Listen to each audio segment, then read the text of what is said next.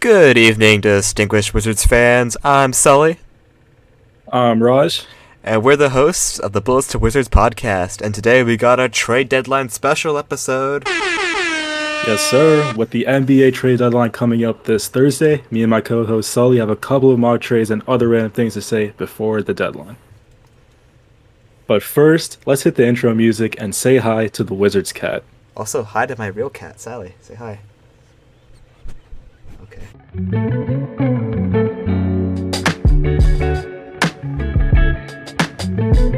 Yeah, so today I'm going to share a few mock trades that I've cooked up. Roger's going to share a few ones he cooked up in his kitchen. And then we'll look up at the mock trades that are flowing on rumor mill from Will Dawkins and Michael Winger's kitchen. So, yeah, definitely as this upcoming week, the Wizards are involved in a lot of trade rumors. The Wizards are definitely sellers. Tyus Jones, Kuzma, Shamit, even other smaller pieces like Gafford, DeLon Wright. Basically, if you're not Bilal Coulibaly, you're expendable at this trade deadline. And while I think there's going to be more players that stay than people realize, there's still going to be a lot of movement. This team wants picks. A lot of this team, when you're a 9-win team, no one's safe. So, yeah. For sure. So who wants to go first today with our mock trade? Should I go first or should you go first? You can start off. Yeah. All right. I cooked up some doozies. We screened our trades to each other before the show. So do you think I should show the first or second trade that I cooked up for? Which one should I show? Start with the second one. Okay, the second one's a bit more tame. I'm not gonna lie, it's gonna be one that would kind of break my heart. Just because it's a player I've grown to really like. He is a flawed player, but I like him. So here is my mock trade up on the screen. So this is the trade with the New York Knicks. It would send Daniel Gafford and Johnny Davis over to New York in exchange for Dante DiVincenzo, Quentin Grimes, Jericho Sims, and our first-round pick. So the main idea here is the first-round pick. I mean, with the tanking team, we just want picks. This is technically a pick from Dallas, so it would be in the probably late to early 20s. But it's still a first-round pick regardless. I know it's also a weaker draft class, but regardless, it's a first-round pick. Like I said, there's a lot of things here proving like why I'm not super high in this. I mean, I am fairly. I mean, I know in the long term, at 5 years down the line, Gafford is not going to be on this team. And sure, like I get it for the future. I would understand it. I would miss Gafford, but I would certainly understand this trade. I could definitely see this new front office doing something like this with how much they value future first-round picks and all that. Because, I mean, like, look, Dante DiVincenzo, he can play some minutes. Like, he'll be fine. He could probably throw up 10 points per game for us or something. Quentin Grimes is actually interesting. He fell out of love with Tom Thibodeau in New York after just... Because Tom Thibodeau cares a lot about effort and just that kind of stuff. And for whatever reason, Grimes fell out of love with Thibodeau. But Grimes is still young. Former first-round pick, I believe, not too long ago, and definitely a lot more potential than Johnny Davis that we're sending out. And sending out Johnny is not to improve the trade value. It's just... I just did it because I feel like it's time to move on from Johnny. Just throw him in a fresh seed. I doubt it'll help him that much, but just him living somewhere else might be for the best. And then Jericho Sims. It's Jericho Sims. He's young, super athletic, still definitely raw, definitely will struggle with a lot more minutes, but if Gafford goes, Bagley can start, Jericho Sims could be the backup. We're taking. It's going to be a 15-win season, whatever. So yeah, that's my first mock trade. What do you think, Raj? I mean, yeah, it's sad. I don't want to see Gafford leave, but I mean, like you said, it's for the better. We would be getting some picks for it, and since we are a 9-win rebuilding team, it is better for us in the future. I mean, Jericho Sims, he's young. That's an upside. Who else was in the trade? Quentin It Grimes was Quentin Grimes. and Dante DiVincenzo. I know DiVincenzo from Golden State. He's a pretty cool guy. I don't know that much about Quentin Grimes, but I mean, I wouldn't be bad getting DiVincenzo, but it's just sad seeing Gafford leave. And Johnny Davis, I wouldn't mind him leaving as well, which I'm sure a lot of other people would agree with. Yeah, and So, like yeah. like I said, the main idea is the first-round pick is more valuable than Quentin Grimes is pretty Exactly. cool, but the first-round pick is the main value in this trade. So this is a very... If I were this is why I'm not a GM. I would get a little emotional getting rid of some players that I grown attached to, but when I'm putting myself in the brain of Will Dawkins, and this is a trade he would do. So if you were to get a tweet on Thursday from Woj that this trade's going down, I wouldn't be surprised. But yeah, so I want you to just grade GM Sully on this trade. Give me a grade. I'll throw up on the screen. I made a little trade scale, yeah, on the bottom, as you can see. So let me quickly explain it. So it ranges on a trade. So a good trade, good vibes would be a Kristaps Porzingis trade. That was, in my opinion, a really good trade for the Wizards, getting rid of a unhappy Dinwiddie and a really bad contract to Davis Bertans. Getting Kristaps Porzingis, who basically revitalized his career at DC, and that was a really good trade. One of the few bright spots of the Tommy Shepard era. And then next up is a Daniel Gafford trade kind of vibe, and that on the scale is still a very good trade. You're not getting an all-star, but you're definitely getting really good value, and that trade was also easily a win for the Wizards. So that's basically Kristaps trade would be really, really good. Daniel Gafford trade would be fairly good. And then next up is a Shabazz Napier trade, which is basically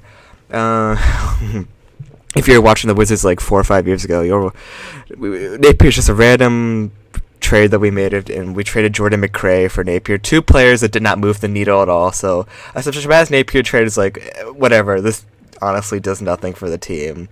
We're just moving people around, whatever. And then next up is an Ariza for Oubre trade vibe, and this is basically a horrible trade. It's dumb.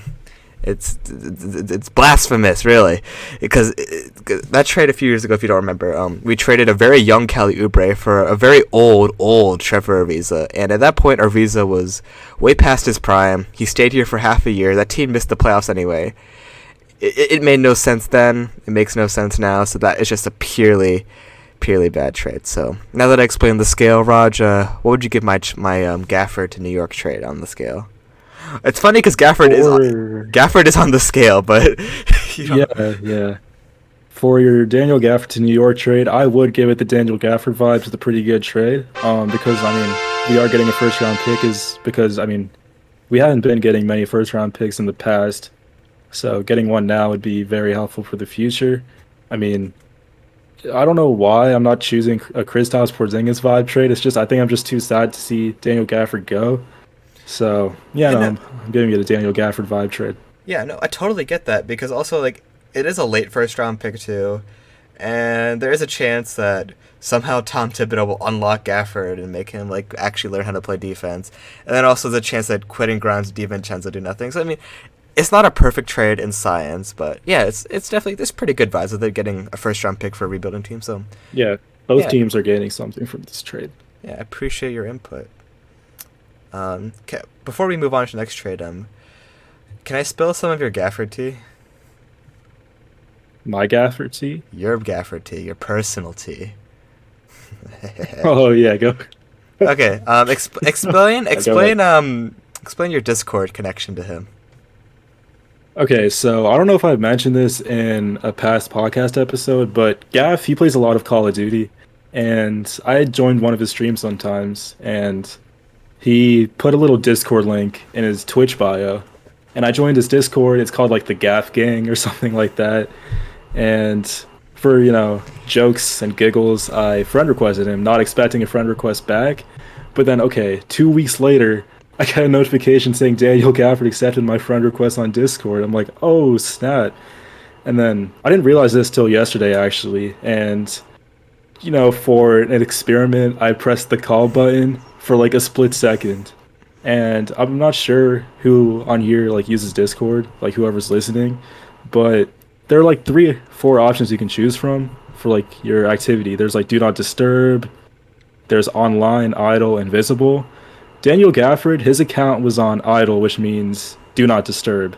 So I called him, and after that 1 second call, it says he was online on his phone, which means I think my call went through, and I popped up on Daniel Gafford's phone for 1 second, and I don't know, I told him like sorry after that. I'm not sure if he read the message, but I don't know, I found that kind of funny.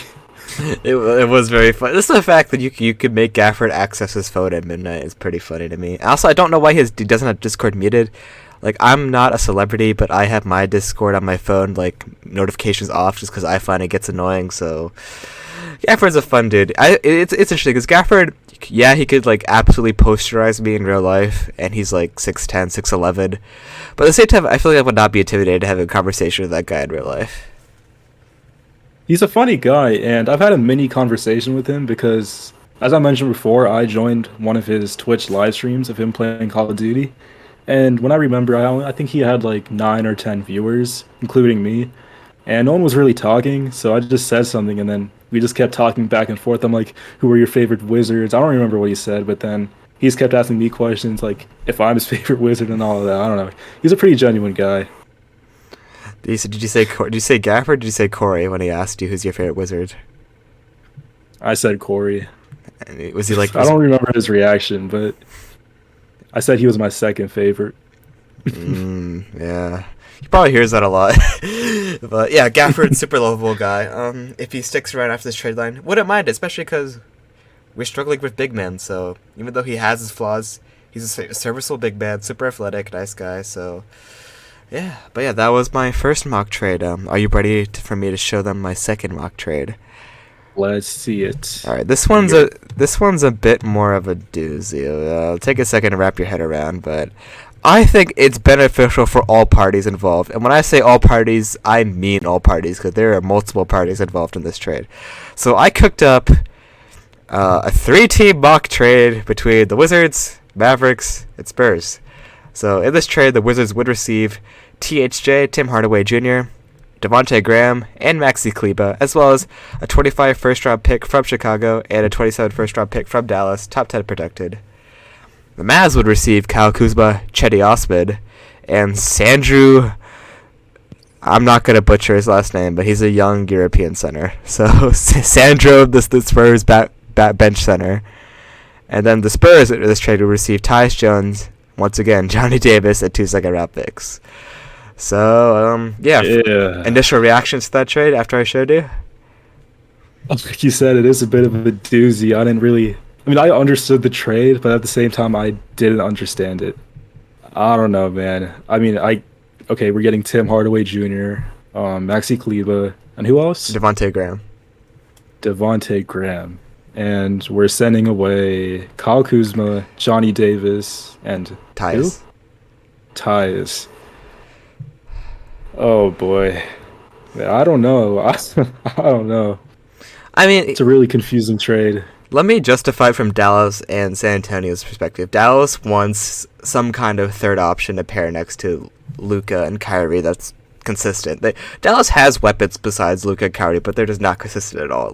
Like THJ, I like him, but he's not consistent at all. So Kuzma would fill that void. Kuzma also will give them size. Kuzma can play the power forward. He's 6'10". He's an underrated rebounder. In a really small pinch, I would not do this often, but Kuzma can play a small ball center. I don't like it, but he is capable of doing it. So Kuzma is a beneficial player for the Mavericks. And giving up Tim Hardaway Jr. is definitely offset by gaining Kyle Kuzma for them. And then Kleber has just been really hurt recently, so I'm sure they're happy to get off his money. Then for the Spurs, they really need a point guard. I mentioned this after the Spurs recap a few episodes ago, but the Spurs I think the biggest issue this season, why they struggle, is Wemby's awesome. It's just they don't have any good point guards. Like when Jeremy Sohan is running the point, or Tyus' brother, Trey Jones. Like, it's just Wemby's not getting the ball enough, or he's not getting it at the right time. He's getting the ball enough, but he's not getting it in the right time, and just because Wemby's not a ball handler, he does everything else super well, so he needs a good point guard around him to help unlock him. And I think Tyus is the definition of a steady point guard. So I really think Tyus could help unlock him, and I don't know, he could have fun with his brother, I guess.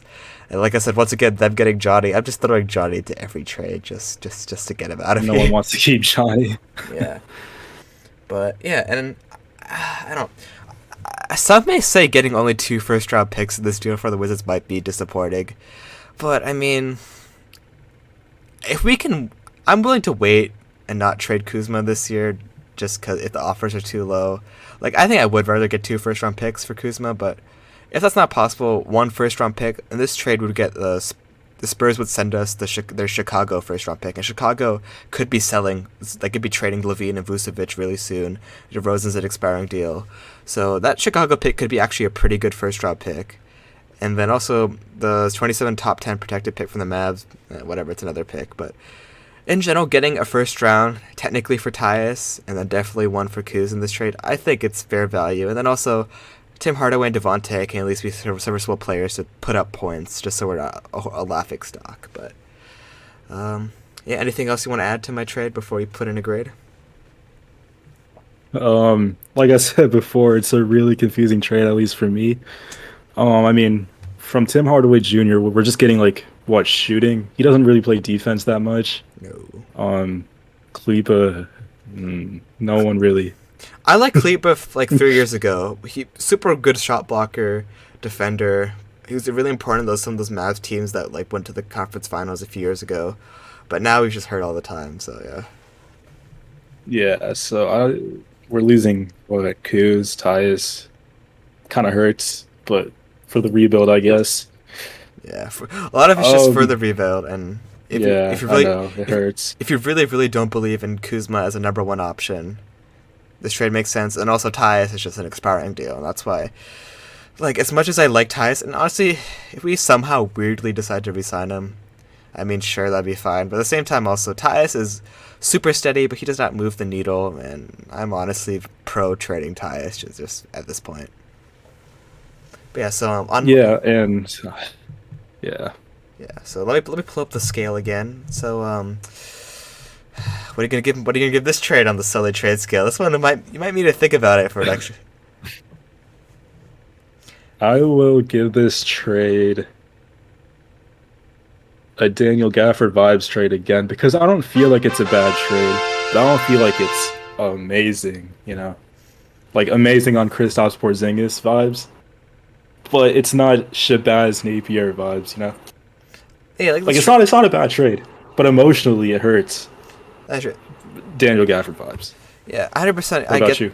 I get that because like even though I made this trade and I see positives at the same time, like also we're not fleecing anybody. Like the Kristaps trade, we kind of fleeced Dallas. This trade, hey, once again a trade with Dallas. I don't really feel like we're necessarily fleeced. This feels like fair value on all sides, in my personal opinion. So I definitely get why it's not there, but for all parties involved, they get something they want. So yeah, I think I appreciate you giving me Gafford drives on both those trades. Yeah, I mean, at the end of the day, we are rebuilding, and we just got to sit through this till we somehow reach some point where we're a contender. Just like how OKC fans sat through their little thing, Knicks fans sat through their rebuild. Now it's our turn, I guess. It is our turn, but also I've been waiting a long time for just any good Be team. a long couple of years. I've been waiting. It's gonna be more waiting, but that's why I said the trade deadline's fun for teams like us because a lot of change. I mean, and the team shakeup is a little bit interesting, at least for a little bit. Provides us with some entertainment. So, yeah, those were my trades. Feel free also. Let me just plug in some engagement. Get our podcast analytics up. Feel free to comment down below on YouTube. What do you think on the Sully trade scale? Rate my trades. So, yeah, feel free to be as harsh or as positive as possible. Any input is appreciated. But yeah, let's get on to your trades, Raj. So hit me with what you got. Okay, my trades, they aren't as intense as Sully's because he knows what he's doing. I mean, I kind of know what I'm doing, but at the same time, it's also a bit confusing for me. I like that. Mine were like more extreme trades. Yours are like realistic, like simple trades. Mine are like simple. Just get rid of this guy and we get another guy. Okay, my first trade DeLon Wright to Charlotte for Nick Richards and a second-round pick. I was just researching and I found Nick Richards is that he's a really good rebounder and can step in and handle more physical bigs, especially if Gafford is struggling in that game. And he's also only 25 years old, and in my opinion, would be a perfect second big to grow with Gafford, as well as Bagley now. So that's all I got. I mean, that's a good summary. I mean, if this is like like a class presentation, they're like don't drag on, that was a perfect way to describe it. You sold me with that, with what you said, like Nick Richards, good young center. Obviously, he's not going to shock the world, but really solid young center. Every time he plays, though, he's a Wizards killer. He gets at least 10 rebounds every time he plays us. Earlier this season, that's how I found him. Earlier this season, didn't he have like a 15, maybe 20 rebound game against us or something like that? Oh, he did. Yeah, I remember that. Yeah. So Nick Richards, in a weird way, he's like, a taller version of Yuji Amarui, and this is a really weird comparison, but it's like the way he hustles is in the right spot for rebound. So yeah, I like Nick Richards a lot, and as much as I used to like DeLon, I love what DeLon was last year. This year, after coming back from injury, he just hasn't been the same. He's slowly getting less and less minutes from Brian Keefe, so I'm on my trade scale. I'm actually gonna pat yourself on the back. I'm gonna give this a Kristaps level vibes. Let's go. Like, one, you get a second round pick in this trade, and then also Nick Richards is super, like, much younger than DeLon. And I guess Charlotte would be doing this just to get, like, some steady backup point guard presence or something, or just defense, or if they just don't like Nick Richards. But, yeah, like, if this trade were to go down, if Charlotte decides they want some kind of veteran presence like that on the bench, like, it definitely, it's either Charlotte would do this quickly or Charlotte would not do this at all. But if Charlotte were to do this, 100% this is a Kristaps Porzingis trade level vibe. So yeah, hats off to you. I like this trade a lot. And if you asked me to do this like last season, I would be like, no way I'm trading DeLon Wright. But now he's been kind of mid. So yeah, goodbye DeLon. I think DeLon. Hello, Richards. I think DeLon's just kind of old. I think that's kind of what it's become. And yeah, 25. I'm selfish. That's it. Yeah, so I'll take a nice 25-year-old center, and honestly, as weak as our center position has been, a little three-headed like spinning rotation of Gafford, Bagley, Nick Richards. That's kind of, it would still get cooked by like Jokic, but like I still like what the athleticism that like that little three-headed monster could provide. So yeah, good. Like I said before, good trade. So yeah, what's your next one? My other one is even simpler. It's literally just trade Landry Shamet to the Knicks for Evan Fournier. And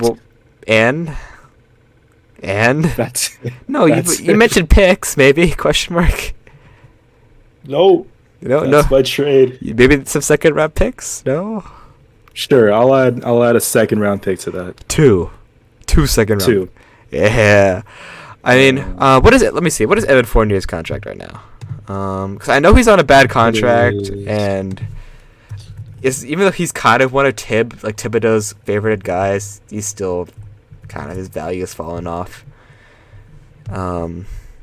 He's making 18 mil a year, so, and Shamet's making 13. So, but I argue, at least in this, I think Shamet provides a much better, like, well-rounded game than Fournier at this point. And so the Knicks would say $5 million get, I think, I mean, Shamet and Fournier are very like lateral. They're very comparable players, but I like Shamet like 10% more than I like Fournier. I think Shamet provides more athleticism, and yeah, so I see why the Knicks would want to do it. And if we're getting any kind of draft I wouldn't do this straight up. Fournier for Shamet, no. But if we get any kind of like draft compensation, second round picks, then yeah, like Shamet, he doesn't have another player, just doesn't have a long term future here. He was brought in to be traded, so yeah. And then Evan Fournier can, I don't know, chill out here, or honestly, we maybe would buy out his contract or something like that. But yeah, that's what I was thinking. Just buy him out, not keep him here. Yeah, but But I'm gonna for Sully's trade scale, I'm gonna give this a Shabazz Napier. Okay, vibes. I thank you for saying it first, because I really wanted to say it, but I felt really bad being mean. But this trade is no, it's a really whatever trade. I didn't. This is a very what with anything else. At least like Fournier and Shamet are so equal, and second round picks are okay. They're just second round picks end of the day. Yeah, this is definitely a Shabazz Napier trade kind of vibe. Like, at the end of the day, I'm not going to remember this trade in 5 years. It's a very whatever trade. Like, I had to really, like, the Shabazz Napier trade, I had to really scratch my head. I was like, what Wizards trades these last few years have I not cared about at all? And I was like, oh, yeah, Shabazz Napier. So, yeah. But overall, I still commend you for those pretty realistic. I would say yours feel more realistic than mine, just because mine would take a lot of guts and cooperation from both teams and both the trades. Mine are possible, too. Like, based on a lot of the trade rumors right now, and they make sense for, like, team fit, but yours just make extra, like, sense. There's just a realism and, like, just small little moves here and there, just shimmy up the roster. So, yeah, so, good job, Good job, me. Good job, you. But yeah, and also once again, feel free in the comments below to grade Raj's trades. His Twitter handle's up there. You can tweet at him. You can dox him if you want for these Go ahead, trades. be as honest as possible, please. Well, don't dox him, but yeah, feel free to be as honest as you want about his trades. We'll be happy to reply to you if you tweet at us. So, anything else you want to say about my or your trades? Nothing else about my trades. Do you think I should be a GM? You? If you can somehow cook up that second trade, you respect a GM position, or even you deserve a GM position. Yeah, hire me. Once Will Dawkins gets fired in 7 years, like hire me. I'll be old enough by then. Actually, no, I'll still be young, but I'll be. I don't know. If I was a sports management major, I guess that's what sports management majors is. That like the ultimate goal of a sports major? Well, no. I guess a lot of them become like athletic trainers and stuff, but in part, I guess you could become a GM if you're a sports management major. So. Yeah, anyways, well, I'm going to be on the scene in the next 10 years, as you can see by my amazing trades. But if I become a GM, I'll hire you to be my assistant GM, so. Let's go. In the future, I want you guys to expect the Washington Wizards are hiring Sully and Raj. Sully as the GM and Raj as the assistant GM. Keep it in the back of your heads. It'll happen. Yeah. All right, so now that we've gone over our trade rumors, let's go over just the general trade rumors that have been floating around the internet in general. So, who should we start? Who's most pressing? Let's start with Tyus. Tyus. Talk about the plethora of teams that are interested in Tyus right now. Okay, so the main team that has been going around recently were the Minnesota Timberwolves, and they made an offer for Tyus Jones that the Wizards rejected. It was 4 second-round picks. So, I don't know. I mean, that's a lot of second-round picks, but yeah, they're really holding on to that one first-round pick for Tyus, man. Yeah, I mean, I'm not mad at that. I mean, it's a lot of second-round picks, but it's draft capital. It's something, but also I'm kind of tired of getting second-round picks. Like this Wizards team owns like 50 bajillion second-round picks at this point, especially after the Kristaps trade, the Phoenix trade, the Rui trade last year. All we kept getting on those trades were a bunch of second-round picks. Ain't nobody giving us first-round picks for some reason. So yeah, we need some first-round picks now. Yeah, and like at that point, I mean, it's a lot of second-round picks, but I would honestly, that scenario, I could be more open to keeping trying to re-sign Tyus, even though it doesn't really make sense for a rebuilding team, but I would be at least somewhat open to that possibility if that's all we're getting. But yeah, I totally get why the Wizards front office declined that trade. And random fact, I mean, some people may not know, is that Tyus is actually a Minnesota native. He played at Apple Valley High School before leading Duke to a national championship as a true freshman in 2015. So, I mean, I found that kind of cool. Yeah, he's a hometown kid, and he did play in Minnesota to start his career too. So it'd be very much a homecoming. I'm sure he loves being in the chilly Minnesota weather. But yeah, the Cavaliers drafted him 24th overall and then traded his draft rights to the Timberwolves, where he played until 2019. Yeah. But then also, even besides the Timberwolves, there's a lot of other teams that have been rumored. I've seen the Lakers, Magic, Nets, Spurs, even the Sixers. It used to be the Heat were in on it, but after getting Rozier, I don't see them in the sweepstakes anymore. But still, a lot of teams in the trade rumors. I mean, is there any other teams that stick out for a Tyus trade? Because I don't know. I was like, I really don't feel like making another trade with LA, and I don't know what LA would give us. Like, I don't care to get Gabe Vincent and second round picks. Or I don't care about Max Christie, really. So, I mean, I don't know. Some little part of me feels like I can see Tyus going to the Suns. Interesting. Super random. I mean, I know that Tyus' price tag could be a little pricey for them because they already have like big contract players. Yeah. So, I mean, making the salaries match. I mean, also like there's not many players on that team that make a lot of money outside their big three. So, and Nurkic. Like everyone else on the team is very close to minimum contracts. So, if they could make the salaries work, sure. But then also they're not going to get. Phoenix has no picks left. Also, that's the only other thing. But Phoenix is definitely a team that could use like another ball handler, like for the second unit, such as Tyus. So I definitely see that as well. I was really hopeful. And recently, go ahead. Oh, go ahead. No, you. Oh, okay. I mean, I was about to say I found out recently that the Suns are looking for like one guard that can rotate through both units, and I don't know, Tyus could be that guy. That's exactly what Tyus Jones is best at. So yeah. Exactly. I was just about to say also, a month ago I was really hopeful for like a Tyus to Orlando trade, and then we could get either Jalen Suggs or Cole Anthony. That would have been really interesting to me, but the Magic have re-signed Cole Anthony. At this point, I don't think they're gonna give up Suggs. So I think that rumor is gone. But it was something I was really excited about a month ago. That rumor's gone. I don't know why Brooklyn is rumored for Tyus. I don't see the need there. They're like struggling to be in the play-in, and I don't know why they give up assets. I know they want to get rid of Dinwiddie, but we're not taking Dinwiddie for Tyus, so I don't want Dinwiddie back in Washington. No, not happening. We don't really curse on this podcast, but I don't want Din Shitty Island back here. So yeah. But yeah, those are the Tyus rumors.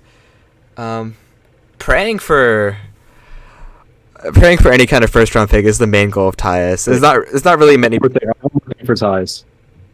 The Magic said that they're linked early in the season while looking for a true game manager and ball facilitator.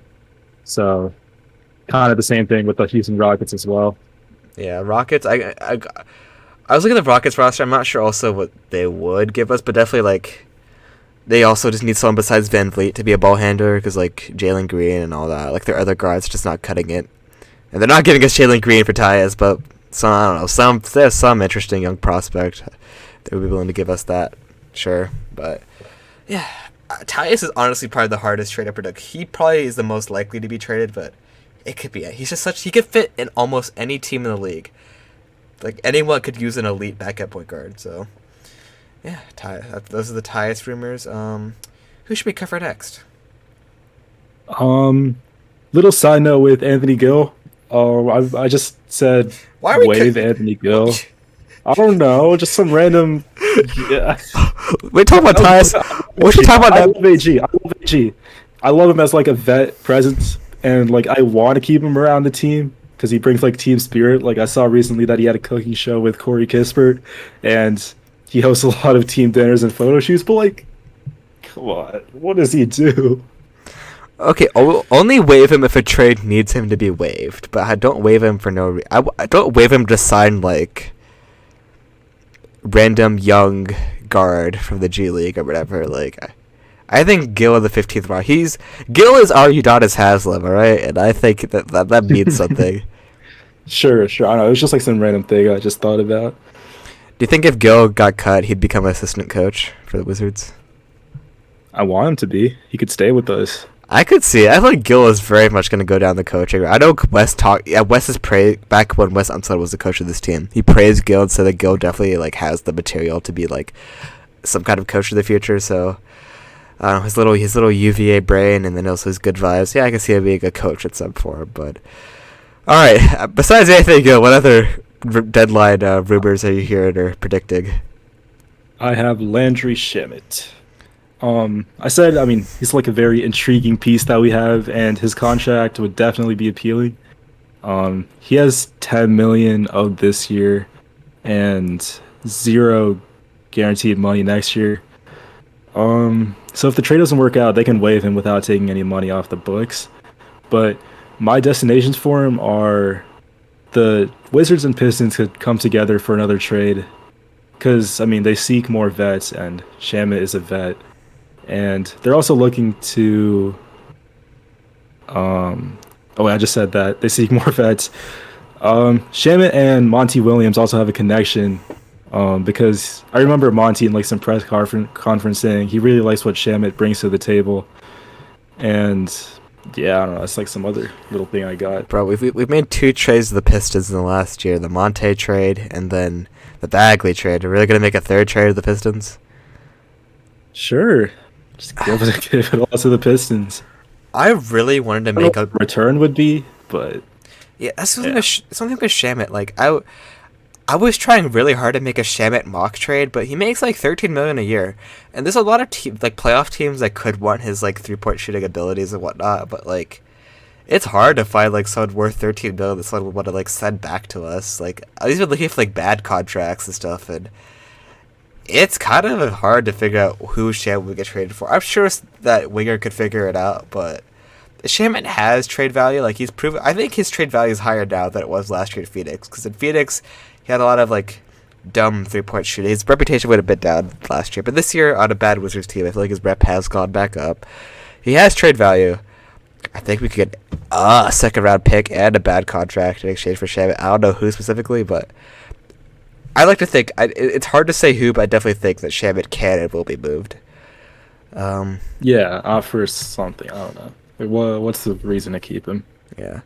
Let's talk Kuz. Let's get the cat out of the bag. The big trade bait right now. Like,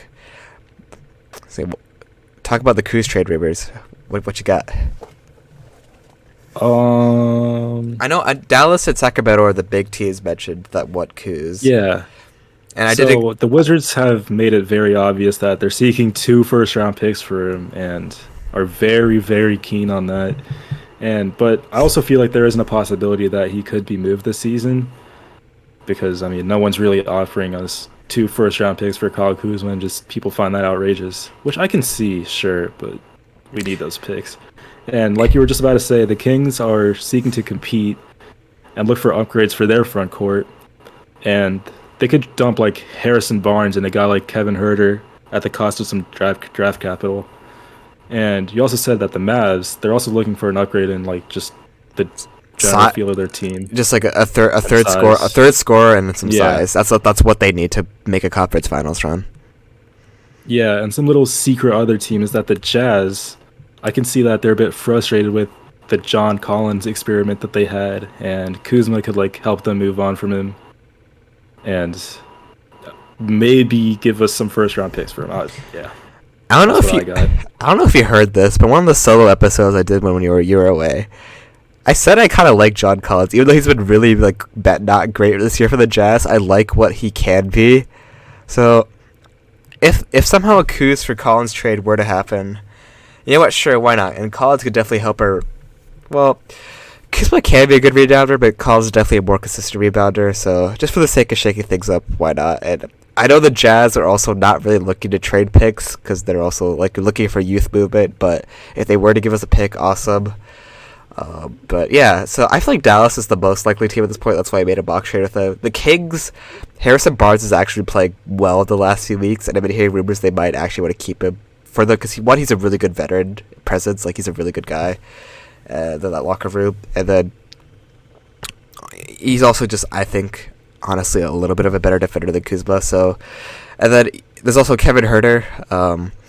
But I think also Kevin Huerter's shooting is really important to that awesome Sacramento Kings offense they got going on. So they could do it, but at the same time, I could also see the big they might not want to stir the pot. They might just be happy with what they have. So I think the Kings rumor has died down a little bit. Dallas is the most likely. It's just a matter of, do the Wizards care enough to get like a first round pick and like a bunch of dead old contracts like THJ and all that. So exactly.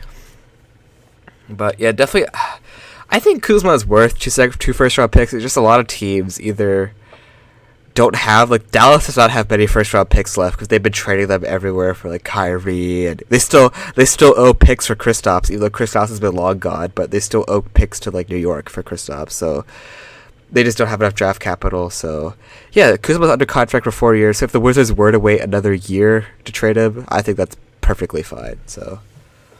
Yeah, I'm fine with keeping Kuzma for one more season, and then he's gone.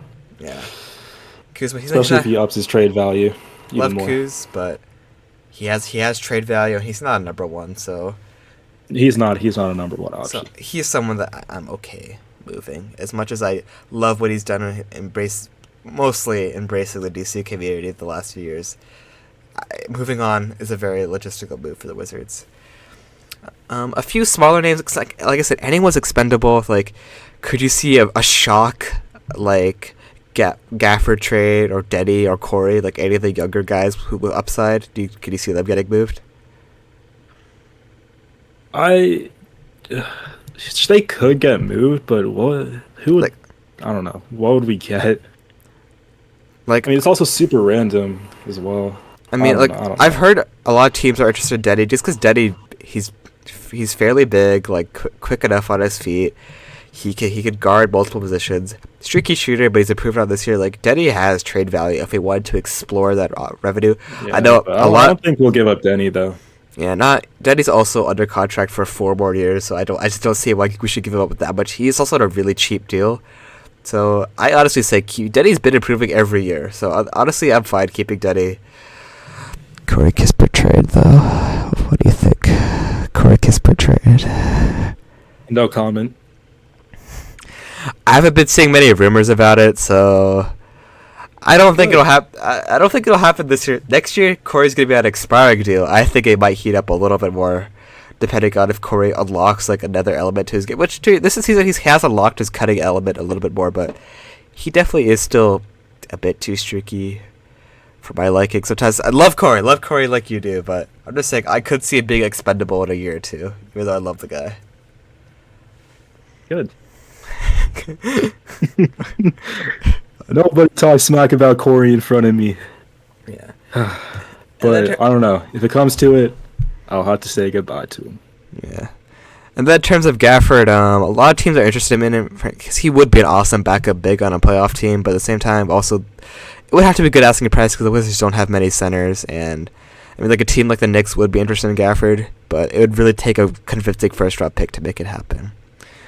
So, Exactly. I feel like we covered the main trade candidates. I mean, I don't think there's going to be as many people lining up for DeLon this year, or Patrick Baldwin. Some things about DeLon, but no, don't. Yeah, I mean, Patrick Baldwin, Johnny Davis, yeah, all these other guys. I think just for lack of interest, they're pretty safe on this roster, and they might get put in as salary matching, but that's about it. But yeah, this is something's gonna go down this week. Something crazy is gonna happen with this team. It's gonna be ties. It could be even coups, but by the end of this week, by Thursday at 3 p.m., I'm gonna be finishing class, and I'm gonna be checking my phone.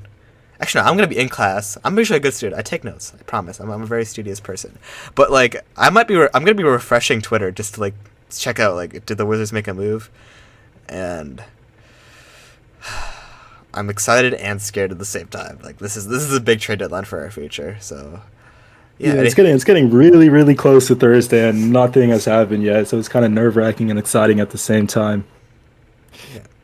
Also excited to see Also excited to see what the other teams do. Like, honestly, it's been a fairly active trade season, even early on. Like the Siakam trade, kind of crazy. The OG for RJ Barrett, kind of crazy. Especially considering like they declined OG for like Kevin Durant a few years ago, and now he got traded for RJ Barrett. So how the mighty have fallen. Love OG and then like the Kyle Lowry and Terry Rozier trade. Yeah, that was kind of like low key, but also a pretty good trade for the Heat. Yeah, and now this deadline, like, I heard DeRozan could get moved. There's just a lot. There's a lot of just random pieces. I don't think we're not gonna have a Kevin Durant level trade this year like we had the last deadline, but there's definitely a lot of like borderline all stars that definitely could be moving around this trade deadline, and let's just hope us basement teams can benefit by some draft picks. Or I think another thing the Wizards can do. Wizards could be sneaky, but in a star trade, Wizards could sneak up, be the third team, take on some bad contracts as a third team in a trade, and gain a pick from that. So watch out for a star trade with the Wizards as the third team. Watch out. So, yeah, anything you want to add for our trade deadline special episode? That's all I got for this episode. As a basketball sicko, Wizards sicko, just a person who loves basketball. Like, yeah, I love watching the game. Like Adele's song, "Rumor has it." Like I love me some good trade rumors. This is basketball gossip is one of my favorite forms of gossip. Everyone loves gossip, and a lot of basketball fans don't realize it, but they are gossip fiends. We're not the normal gossip podcast, but we're here for Wizards gossip. So. I love trade season. So yeah, and like I said before, we'll definitely be back if there's any crazy Kuzma trade. We'll definitely make an emergency episode. We'll do our very best to get it on that day or the day after for that trade, and yeah, definitely we'll have a weekly recap at the end of the week for this week's games, and then we'll also have a post trade deadline recap episode. So yeah, thank you for supporting the podcast. Thank you for being a Wizards fan, or we should honestly thank you for that. It takes a lot of patience to be a Wizards fan, so we thank you for sticking with us. So, and yeah, anything sentimental you want to say, Raj? For the listeners that we have already, I just want to thank you for sticking around with us. We're a fairly new podcast looking to grow a bit bigger, and it's just something we're trying out like that's new. So, for the ones that are listening at the moment, we appreciate you a lot. All right, Raj. Get your hands ready. Get in proper form. All right, keep shooting. Keep shooting those DC threes. Peace, guys. Love you. Love y'all.